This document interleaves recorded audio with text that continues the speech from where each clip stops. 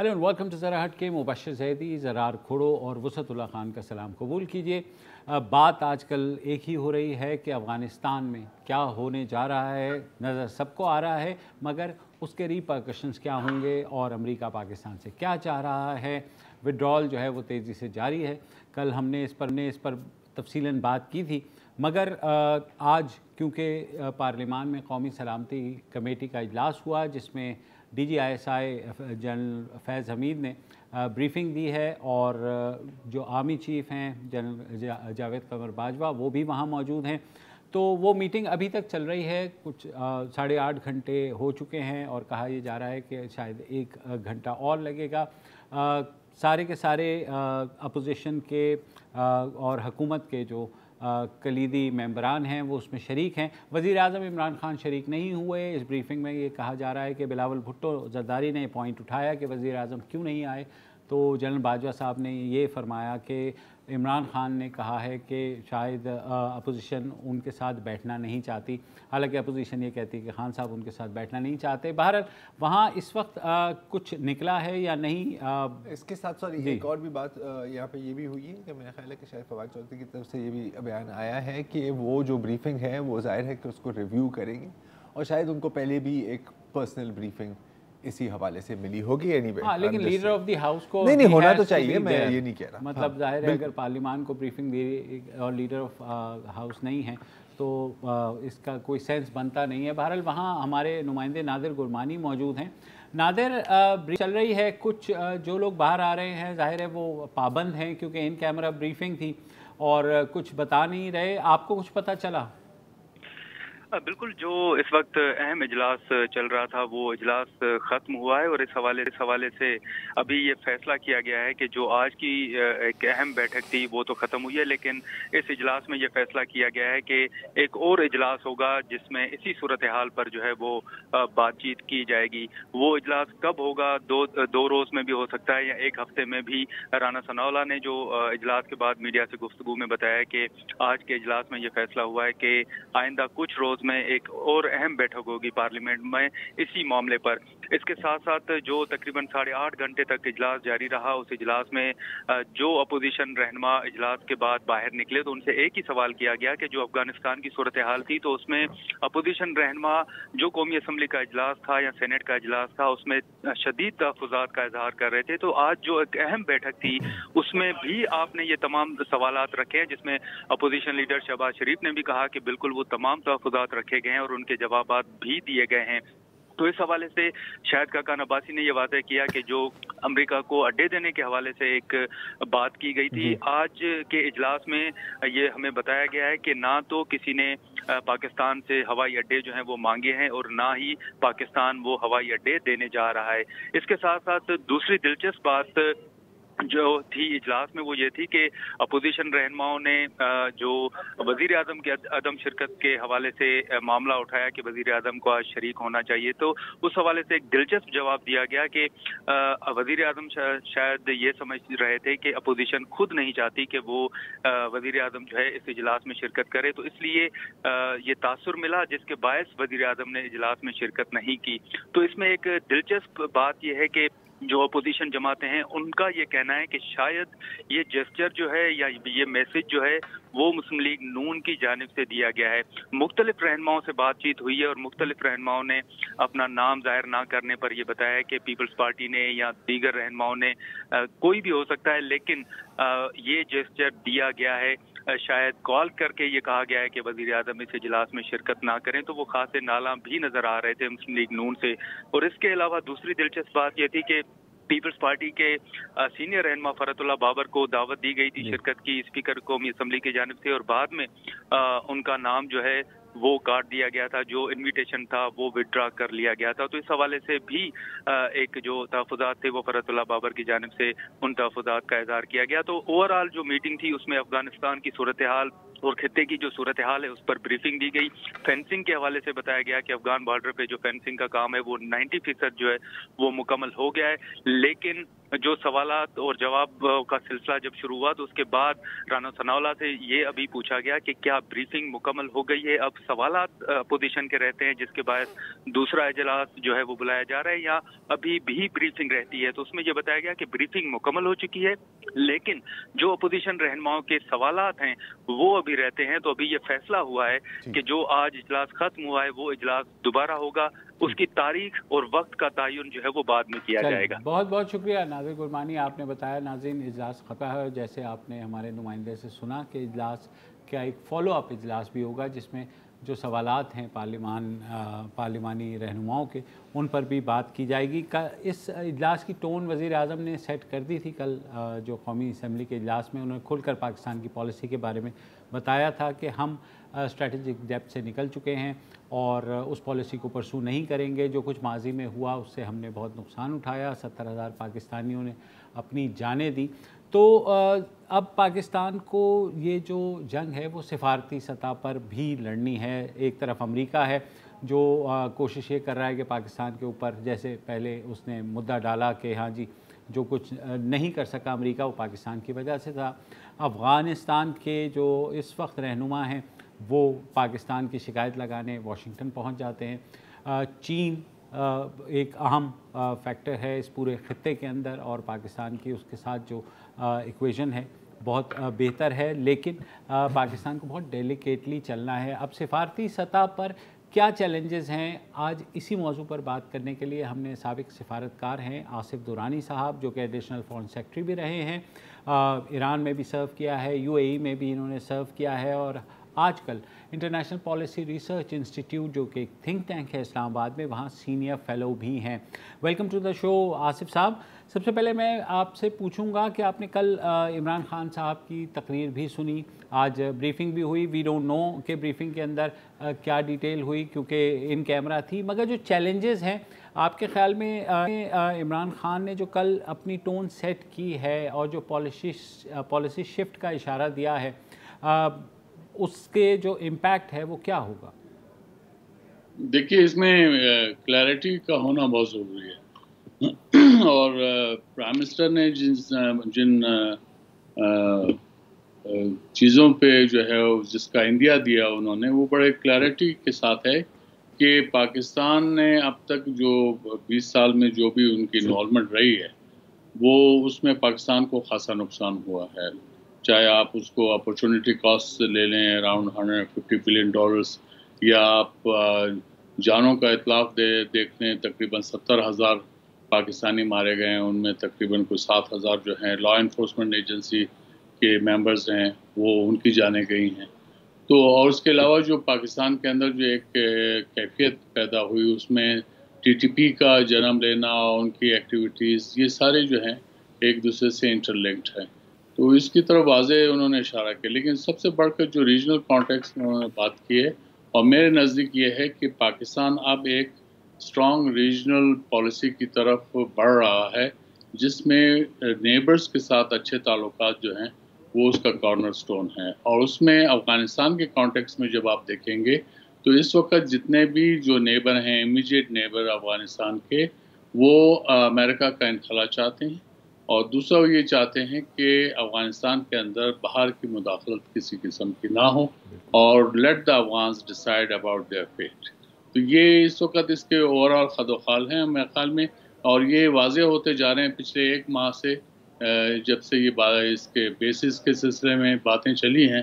तो उसमें भी मेरे ख्याल में पाकिस्तान ने अपनी पोजीशन क्लैरिफाई कर दी है और ये क्लैरिटी आ चुकी है, इसमें मेरे ख्याल में कोई अभाम नहीं होना चाहिए। जी अच्छा दुरानी साहब, आपने बात की अफ़गानिस्तान की और जाहिर है कि यही हम कहते हैं कि Afghans must choose themselves their own government. अभी जो मोमेंटम लग रहा है वो तो जाहिर है कि तालिबान की एक फ़तेह के बाद फ़तेह हो रही है, तो लॉजिकली हम कह सकते हैं कि 6 महीनों में, साल में, जितने भी टाइम में काबुल में अफ़गानिस्तान का तालिबान का ही रूल होगा। اس ڈسپنسیشن میں آپ پاکستان کا کردار کیا دیکھتے ہیں؟ کیا آپ کا خیال ہے کہ طالبان اس وقت اسٹیٹ کرافٹ کے موڈ میں ہیں یا ان کے اتنی کیپیبلٹی ہے؟ اگر آپ کا انٹریکشن طالبان کے ساتھ ہوا ہو پچھلے چند مہینوں میں، جب سے ماسکو پروسیس شروع ہوا ہے 2019 سے آنورڈز، اگر آپ دیکھیں گے تو ان کے اندر اب وہ پہلے جو ریکلوسیو ایٹیچیوڈ تھا کہ وہ کسی سے ملتے ملاتے نہیں تھے، اب تو وہ آلموسٹ جو ہے وہ ہر جگہ پہنچ جاتے ہیں. اور پھر اس سے بڑھ کر یہ کہ پہلے کیفیت یہ تھی جب یہ رول کر رہے تھے 9/11 سے پہلے، اس وقت یہ ایک ریکلوسیو ان کا ایٹیچیوڈ تھا، ان کو کوئی پرواہ نہیں تھی انٹرنیشنل پبلک اوپینین کی. لیکن اب یوں لگتا ہے کہ وہ اس میں جو ہے خاصے اب انہوں نے اپنے آپ کو ماڈریٹ کیا ہے. خواتین کے سلسلے میں بڑی ایک حیرت انگیز بات جو نظر آتی ہے، یہ اب تک جتنے بھی انٹرا افغان ڈائلاگ ہو رہا ہے اس میں جو خواتین وغیرہ، پہلے تو یہ خواتین کی موجودگی برداشت نہیں کرتی، اب جو ہے وہ ایک چینج آ گئی. تو اور پھر نیبرہڈ میں اگر آپ دیکھیں تو ایران، رشیا، چائنا اور سینٹرل ایشین اسٹیٹ جو نیبر کرتی ہیں افغانستان کو، جیسے ترکمنستان، ازبکستان اور تاجکستان، ان کے ساتھ ان کے باقاعدہ انٹریکشن ہے. دوحہ میں وہ بیٹھے ہوئے ہیں.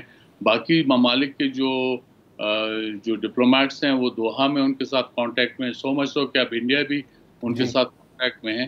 تو یہ تمام چیزیں ایک تبدیلی کی طرف مظہر کرتی ہیں. میں تو ایک سٹیپ آگے بھی جاؤں گا کہ امریکہ نے جو اپنا وڈرال، انکنڈیشنل وڈرال کیا ہے، وہ اصل میں امریکن بھی اس بات پہ کنونس ہو گئے ہیں کہ جو اشرف غنی لیڈ ڈسپنسیشن تھا وہ میں خیال میں مکمل طور پہ ناکام ہو گیا، اور بلکہ امریکہ کا گزشتہ 20 سال کا تجربہ جو ہے افغانستان میں وہ بھی ناکام ٹھہرا. انہوں نے جمہوریت لانے کی تو کوشش کی، لیکن انہوں نے ان لیڈرز کو پیراٹروپ کیا اور ان کا کینڈیڈیٹر فلوٹ کر کے ان کو الیکٹ کروایا.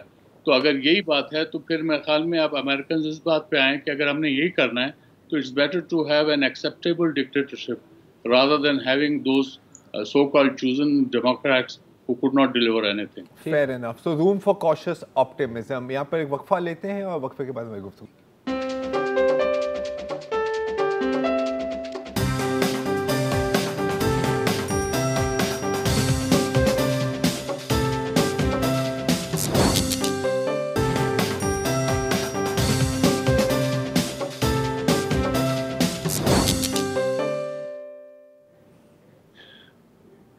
پارلیمنٹ کو آرمی کی طرف سے جو بریفنگ مل رہی ہے اس کے پس منظر میں ہم سینئر سابق سفارتکار آصف درانی سے اس وقت گفتگو کر رہے ہیں.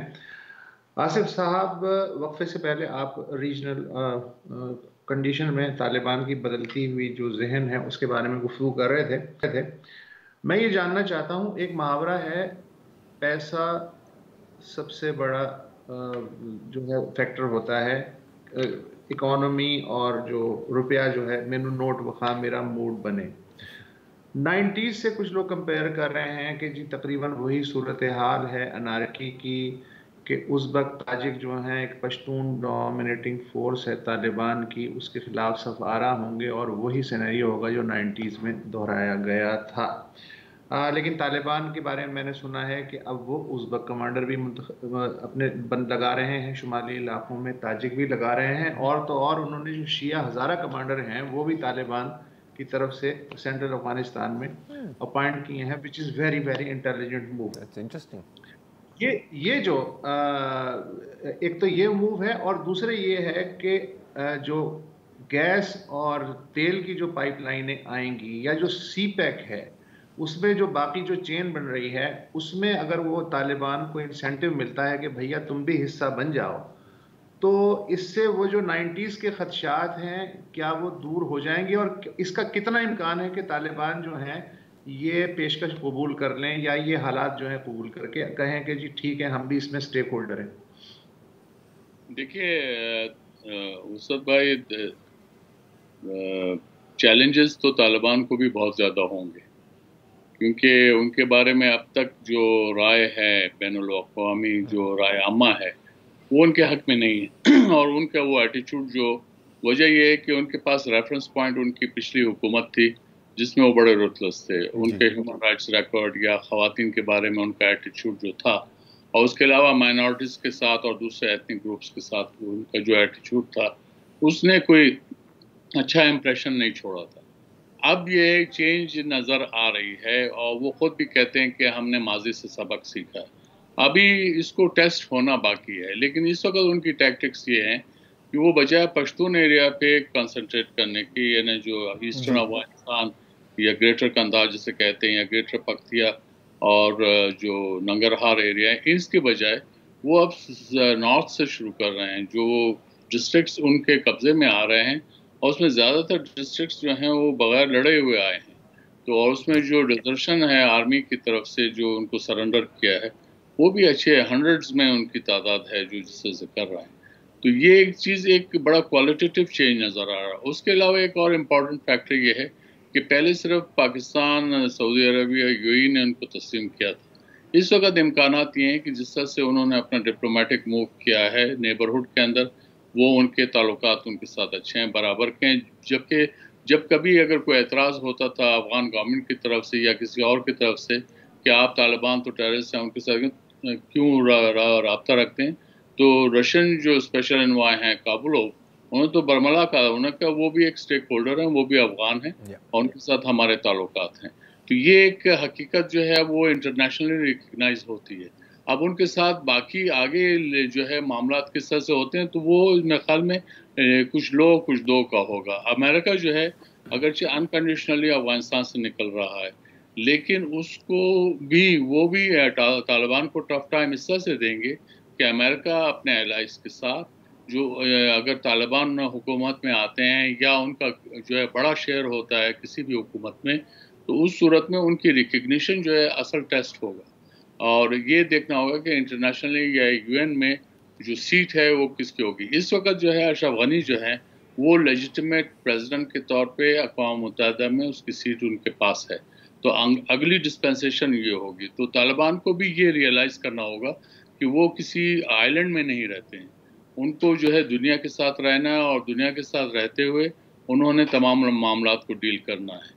तो वो अपनी यार्डस्टिक से जो है दुनिया को नहीं देख सकते. अच्छा आसिफ साहब, मैं ये जानना चाहूँगा जो हमारे लिए पॉइंट ऑफ कंसर्न है कि कई बरसों से, बल्कि जब से वॉर ऑन टेरर शुरू हुई है, हमने देखा कि बॉर्डर के पार पाकिस्तान मुखालिफ जो ग्रुप्स हैं वो इम्प्यूनिटी के साथ जो है वो फंक्शन करते रहे, वहाँ से अटैक भी लॉन्च करते रहे और उनको पुष्पनाई भी रही, कुछ भारत की जानिब से, कुछ अफ़गान नेशनल फ़ोर्स की जानिब से. इत्तेहादी अफवाज जो थी उन्होंने भी दूसरी तरफ रुख कर लिया कि अगर पाकिस्तान पे हमला हो रहा है तो उनका ये कंसर्न नहीं है. किस हद तक आपके ख्याल में तालिबान के आने के बाद ये ख़तरा बरकरार रहेगा? देखिए, आइडियल पीस तो फ़िलहाल तो यानी मुस्तकबिल करीब में मुझे नजर नहीं आता. सही. हमें मैनेज करना पड़ेगा.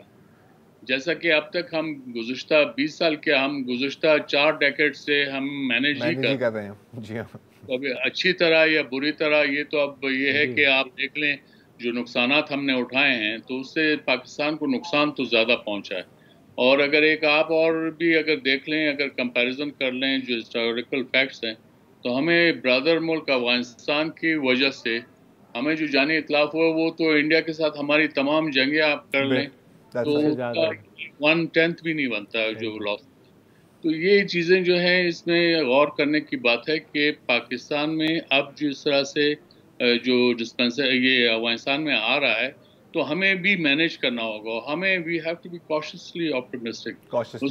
हम we can not be euphoric about it, क्योंकि वजह ये है कि तालिबान जिस ब्रांड या जिस माइंडसेट को रिप्रेजेंट करते हैं वो बहरहाल पाकिस्तान की सोसाइटी के साथ जेल नहीं करता.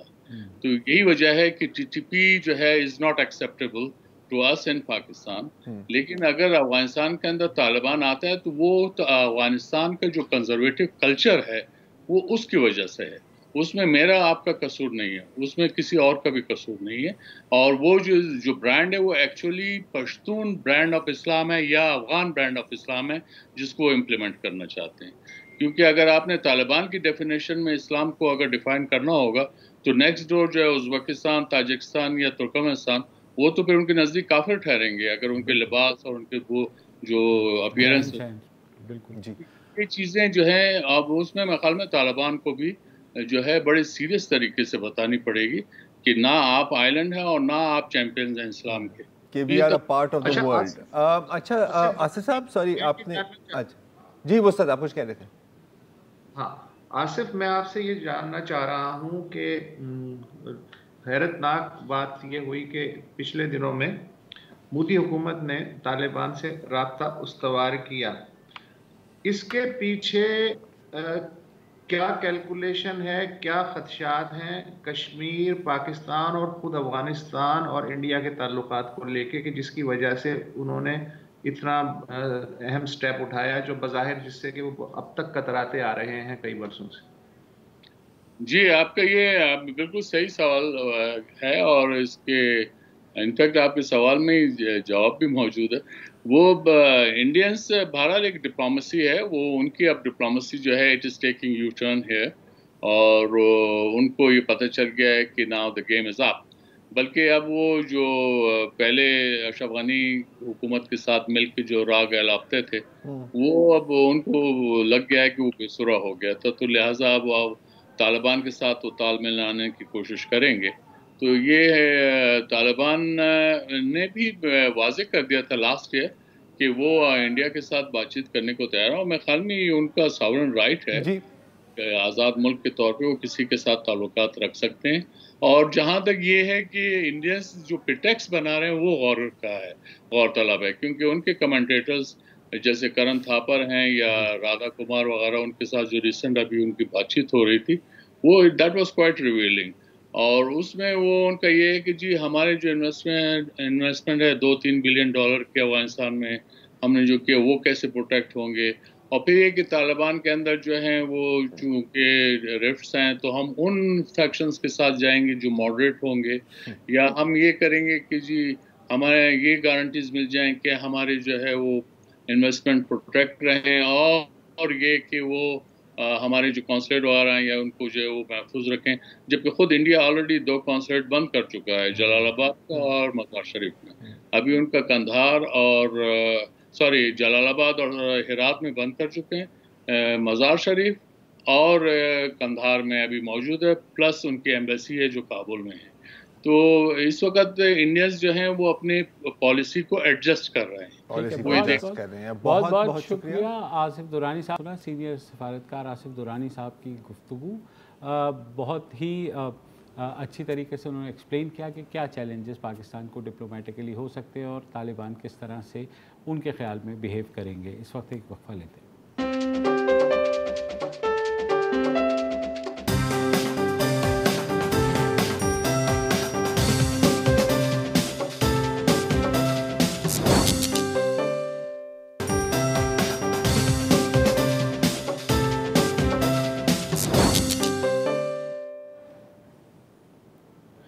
وہ جو ہم سب نے بچپن سے سنا ہوا ہے کہ دشمن مرے تے خوشی نہ کریے سجنا وہی مر جانا، بہت حد تک درست ہے. لیکن بعض اموات کی خبر سن کے آدمی دکھ میں تو خیر ہرگز مبتلا نہیں ہوتا. یہ بھی کہنا اچھی بات نہیں ہے کہ ان کی موت سے خوشی ہوتی ہے، ظاہر ہے یہ غیر مہذب ایکسپریشن ہے.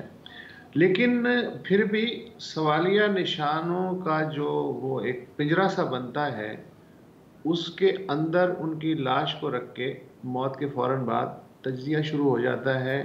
ان کے لگائے ہوئے کچوکے اور زخم یاد آنے لگتے ہیں، اور جو ان کے قریبی دوست ہیں وہ تو ان کی ظاہر ہے کہ شان میں قصیدہ گوئی کرتے ہیں، لیکن اوور آل جو ایک پورا ایک تاثر بنتا ہے ان کے بارے میں وہ بڑا عجیب و غریب ہوتا ہے، اور غصہ نہ بھی ہو تو افسوس ہوتا ہے. آج ایک خبر آئی امریکہ سے کہ رمسفیلڈ صاحب جو جارج بش جونیئر کے وزیر دفاع تھے، ان کا 88 سال کی عمر میں انتقال ہو گیا. جب ان کا انتقال ہوا ہے تو وہ اپنے گھر میں تھے، ان کی ساری فیملی وہاں موجود تھی، اور وہ بڑے سکون کے ساتھ اس جہان فانی سے رخصت ہو گئے. آپ کہیں گے کہ اس میں عجیب بات کیا ہے، یہ تو عام سی بات ہے.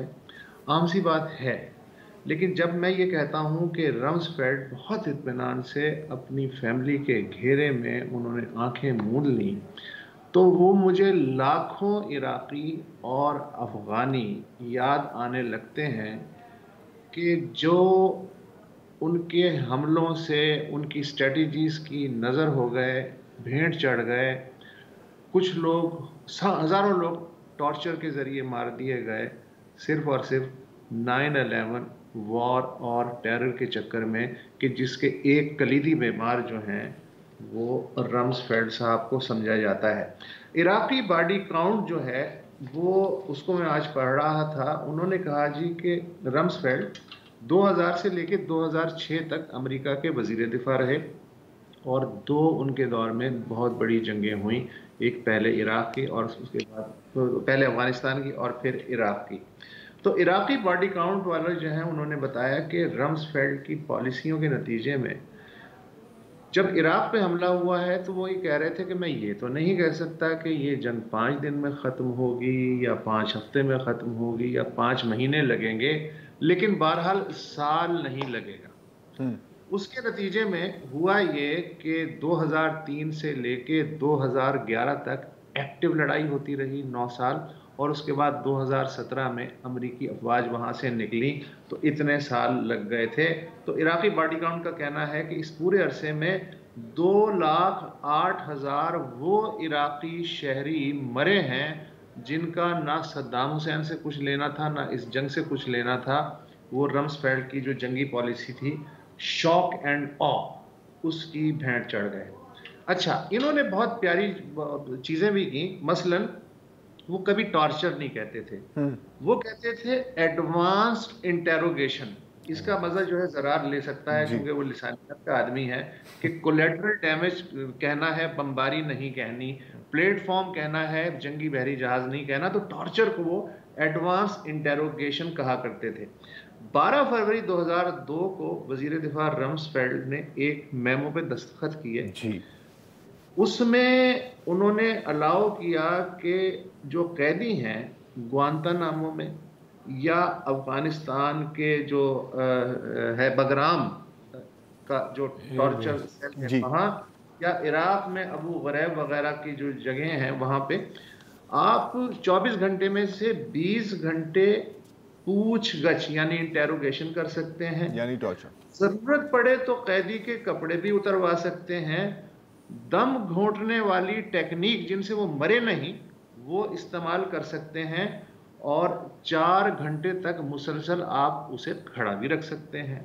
پھر آگے رمسفیلڈ صاحب نے ایک نوٹ لکھا کہ یہ جو 4 گھنٹے والا ہے میرے خیال میں یہ ناکافی ہے، اس لیے کہ میں اگر اس عمر میں 8 سے 10 گھنٹے تک کھڑا رہ سکتا ہوں تو جو قیدی ہے، جو ٹیررسٹ ہے، اس کو صرف 4 گھنٹے کیوں کھڑا رکھا جائے؟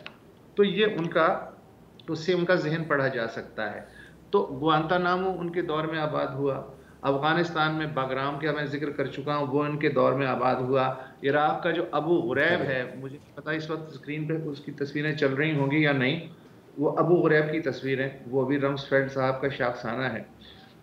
بش نے آج کہا ان کی موت پہ کہ رمسفیلڈ ایک بڑے دل والے انسان تھے۔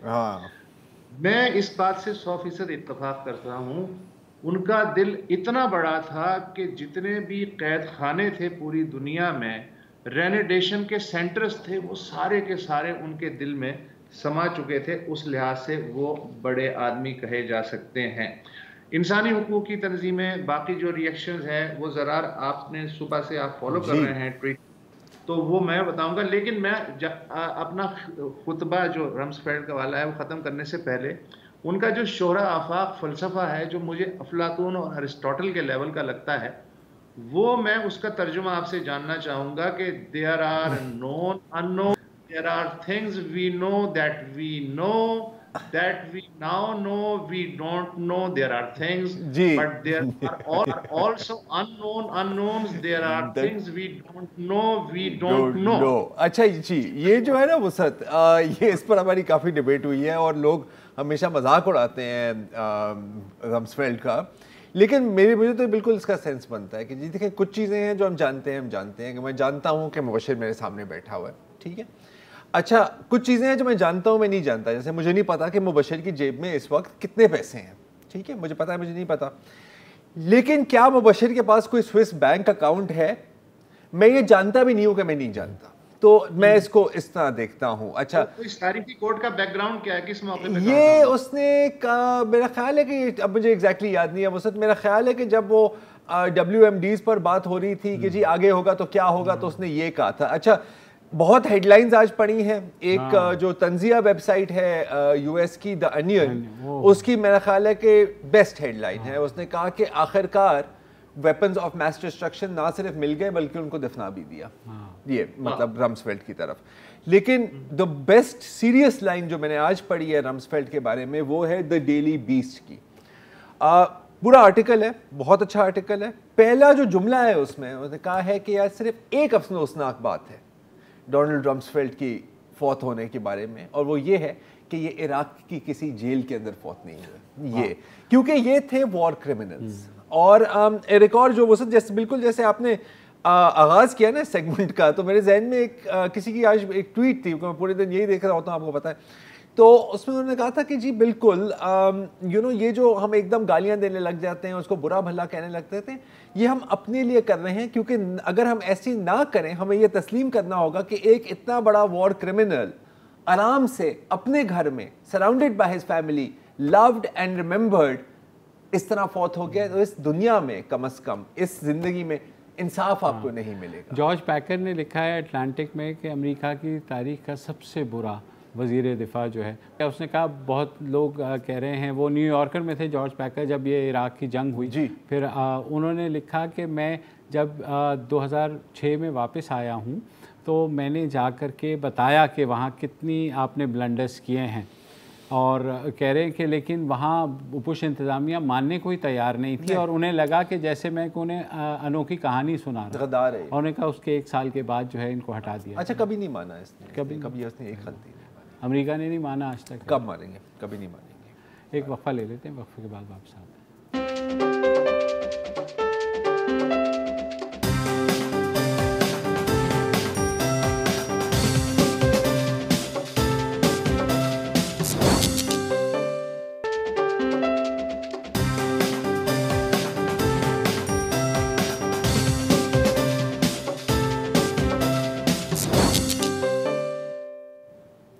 Welcome back. अच्छा, बचपन में फिल्में देखने का बड़ा शौक था, अभी भी फिल्म देखने का शौक है। जब भी मैं फिल्म देखता था ना, तो ज़ाहिर मैं उसके साथ एक्टिंग भी शुरू कर देता था।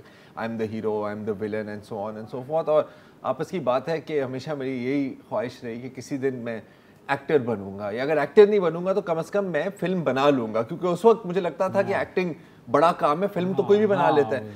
ज़ाहिर है कि इन दोनों चीज़ों में से कुछ भी नहीं हुआ, और मैं आज आपके सामने बैठा हुआ हूँ और बातें कर रहा हूँ। लेकिन आपके पास अभी भी चांस है फिल्म मेकर बनने का, और वो कैसे? क्योंकि हर साल Don.com और Deutsche Welle, जो एक जर्मन मीडिया ग्रुप है बहुत बड़ा, उनकी एक कंपटीशन होती है, और कंपटीशन का टाइटल है it happens only in Pakistan. ये कंपटीशन की वेबसाइट आपके सामने आ रही है।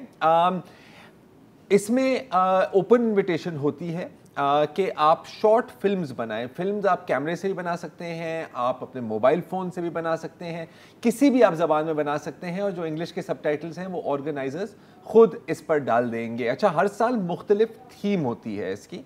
इस साल की थीम है होप, यानी हीरोज़ ऑफ पाकिस्तान एडिशन। अच्छा, मुख्तलिफ कैटेगरीज के हीरोज़ हैं, जैसे कि एक्टिविज़म के हीरोज़, साइंस हेल्थ और टेक्नोलॉजी के हीरोज़, या आर्ट और परफॉर्मेंस के हीरोज़, फिर कुछ हीरोज़ ऑफ द डे कि कोई आपको अच्छा बंदा मिल गया। शर्त सिर्फ इतनी है कि ये ऐसे लोग हों जिनके बारे में हम यूजुअली मीडिया पर नहीं सुनते। मतलब कि फैसल ईदी पर आप बनाएंगे तो ये एडमिट नहीं होगी, क्योंकि फैसल ईदी साहब को सब जानते हैं, एंड सो ऑन। डॉक्टर अदीब रिजवी भी इसमें नहीं कैटेगरी में आ सकता।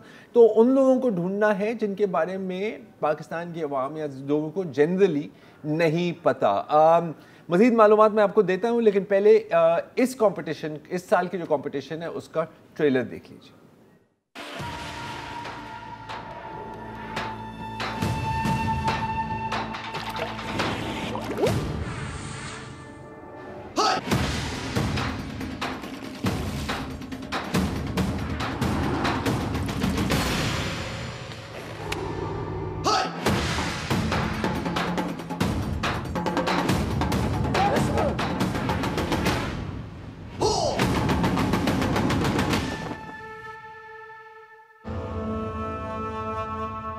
اچھا ظاہر ہے کہ اگر آپ سلیکٹ ہو گئے تو پرائز منی ہی ہے, صرف مطلب شہرت نہیں ہے کہ sir thank you very much, بڑا اچھا کام کیا. آپ کو باقاعدہ نوٹ بھی ملیں گے, اور کتنے نوٹ ملیں گے آپ کو بتا دیتا ہوں. فرسٹ پرائز کے 5 لاکھ روپے ہیں, چھوٹی رقم نہیں ہے. سیکنڈ پرائز 3 لاکھ کی ہے. تھرڈ پرائز 2 لاکھ کی ہے. اور پھر 2 وہ جو کہتے ہیں آنریبل مینشن کہ آپ نے بھی بڑا اچھا کام کیا ہے, ان کے لاکھ روپے ملیں گے. اچھا اس سال ایک نئی کمپٹیشن کا بھی اضافہ ہوا ہے. 2 پرائزز ملیں گی فوٹو ایسے کی. اچھا فوٹو ایسے کی ایک پوری تھیم ہونی چاہیے, ایک پوری سٹوری ہونی چاہیے.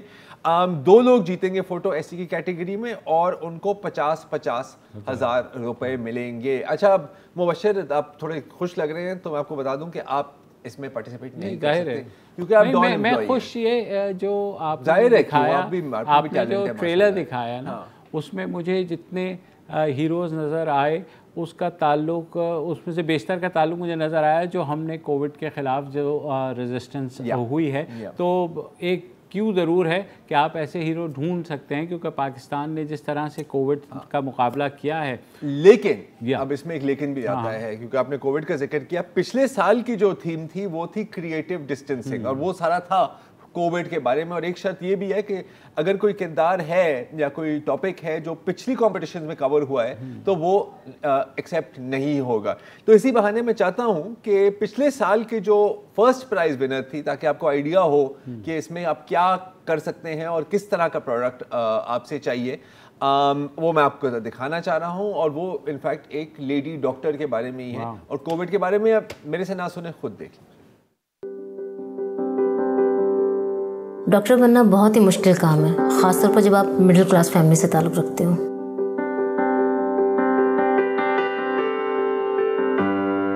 دن رات پڑھو,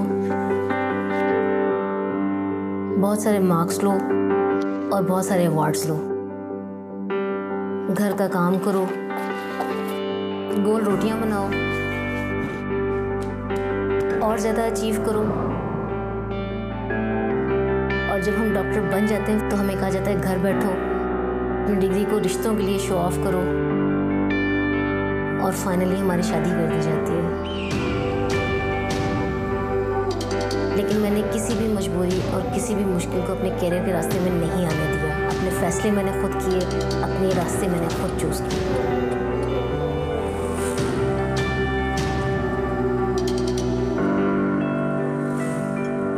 جب کرونا کی وبا آئی, جتنے بھی دنیا کے ترقی یافتہ ممالک تھے جیسے امریکہ, چائنا وغیرہ, ان سب کا ہیلتھ سسٹم کلیپس کر گیا تھا. اس ٹائم پہ پاکستان جیسے ترقی پذیر ملک کے لیے ہر ڈاکٹر کو آن ڈیوٹی ہونے کی ضرورت تھی. پاکستان میں تقریباً 1,65,000 ڈاکٹر ہیں, اور ان میں 70% خواتین ہیں.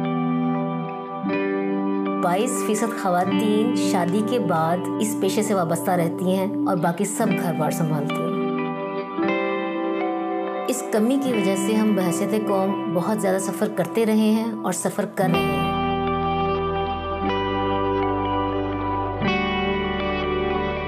میں نے اپنے آپ کو کورونا کی ڈیوٹی کے لیے رضاکارانہ طور پر پیش کیا, اس بات کی پرواہ کیے بغیر کہ میں خود ایزما کی مریض ہوں. ڈاکٹرز ایک غیر جنگی آرمی کی طرح ہے.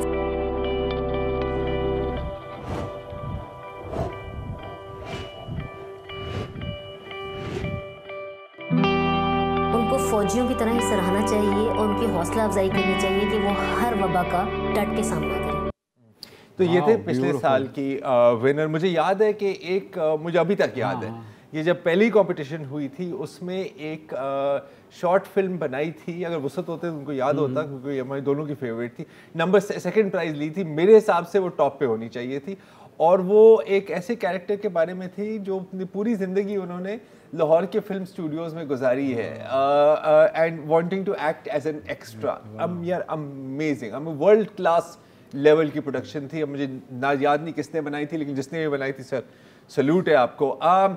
ڈیڈ لائن بتا دیتا ہوں کیونکہ ہم تھوڑے سے لیٹ ہو گئے ہیں اس سٹوری میں, لیکن 25 جولائی جو اس مہینے کے جو 25 تاریخ ہے وہ آپ کی ڈیڈ لائن ہے.